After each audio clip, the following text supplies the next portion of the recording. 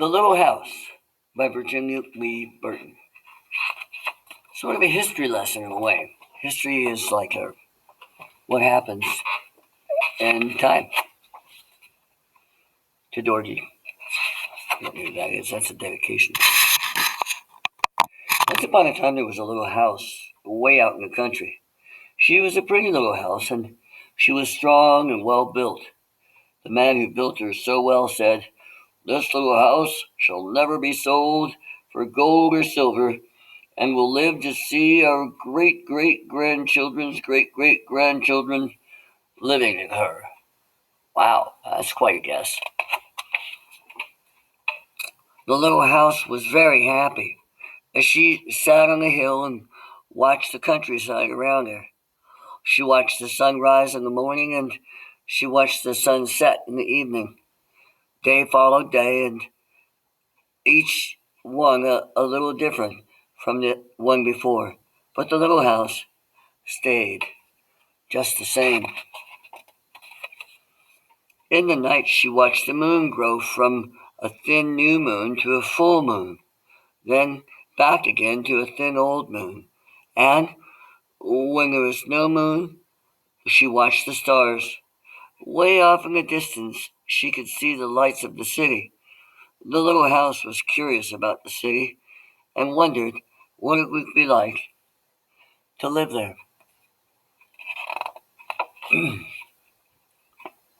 Time passed quickly for the little house as she watched the countryside slowly change with the seasons in the spring. When the days grew longer and the sun warmer, she waited for the first robin to return from the south. She watched the grass turn green. She watched the buds on the trees swell and the apple trees burst into blossom. She watched the children playing in the brook. Did you notice it's all farmland?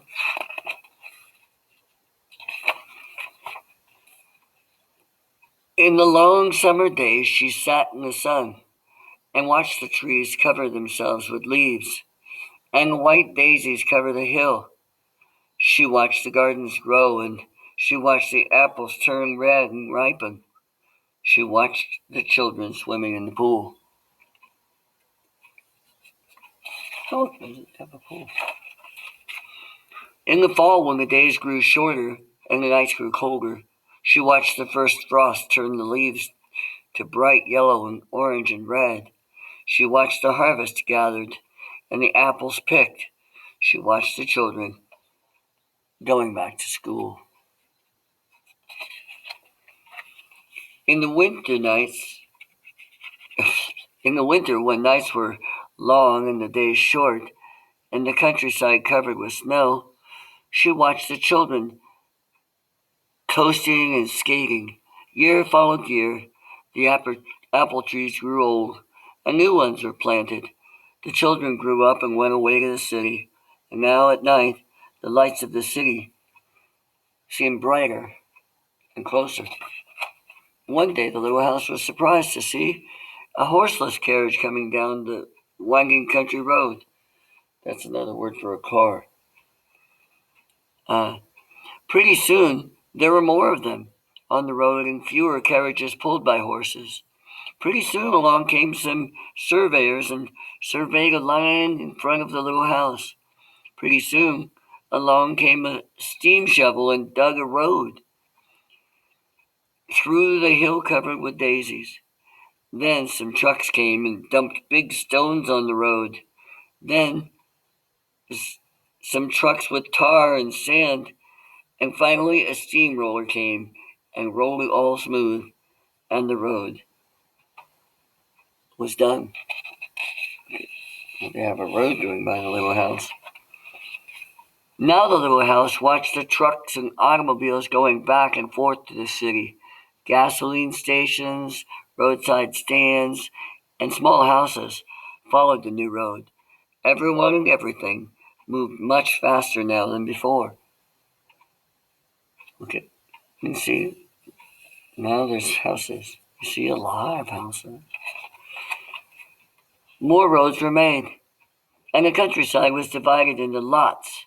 More houses and bigger houses, apartment houses and tenement houses, schools, stores, and garages spread over the land and crowded around the little house.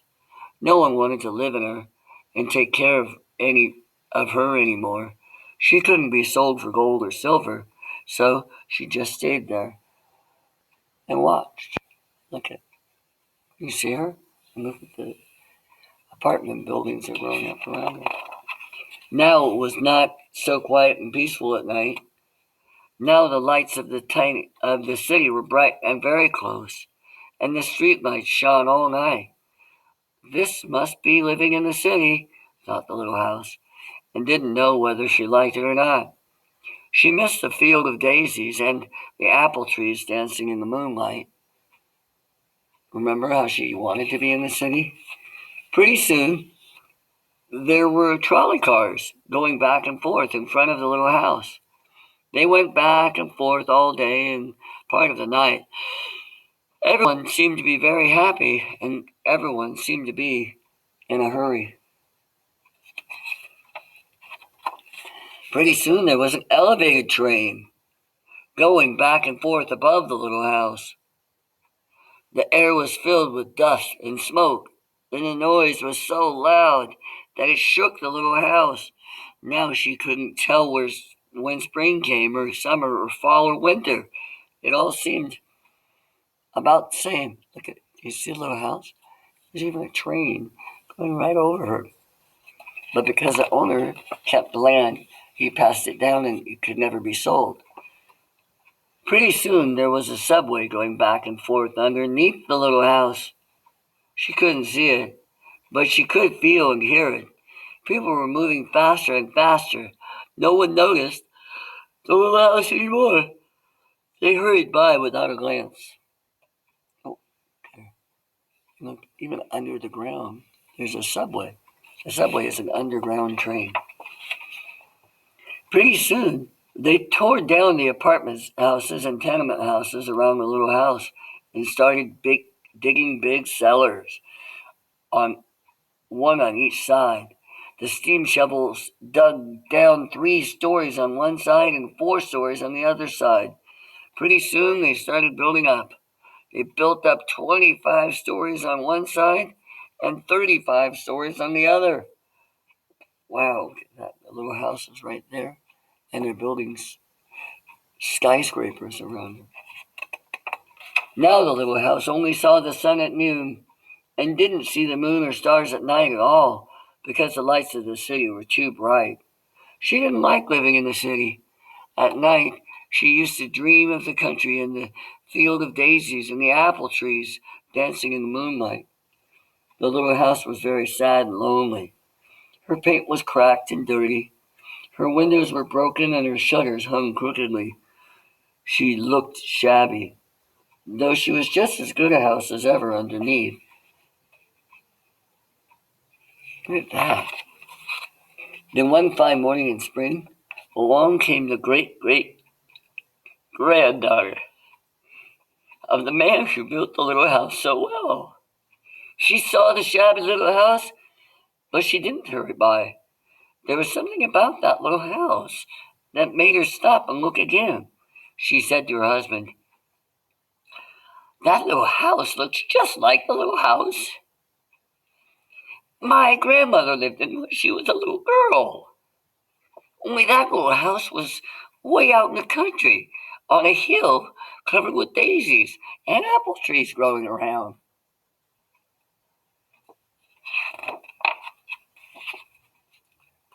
They found out it was the very same house, so they went to the movers to see if the little house could be moved. The movers looked the little house all over and said, "Sure, this little house is as good as ever. She's built so well we could move her anywhere." So they jacked up the little house and put her on wheels. Traffic was held up for hours as they slowly moved her out of the city. You can see her. She's leaving her house, her spot.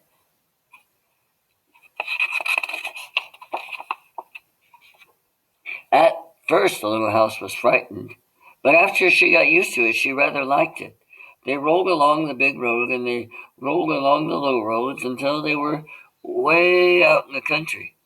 When the little house saw the green grass and heard the birds singing, she didn't feel sad anymore. They went along and along, but they couldn't seem to find just the right place. They tried the little house here and they tried her there. Finally, they saw a little hill in the middle of the field and apple trees growing around. There, said the great great granddaughter. That's just the place. Yes, it is, said the little house to herself. A cellar was dug on top of the hill, and slowly they moved the house from the road to the hill. The windows and shutters were fixed, and once again they painted her a lovely shade of pink. As the little house settled down on her new foundation, she smiled happily. Once again she could watch the sun and moon and stars. Once again she could watch spring and summer and fall and winter come and go. Once again she was lived in and taken care of. She was pretty happy. Never again would she be curious about the city. Never again would she want to live there. The stars twinkled above her. A new moon was coming up. It was spring, and all was quiet and peaceful in the country. Wow, what an awesome book. That was a Caldecott winner, which is a great award, and it deserved it.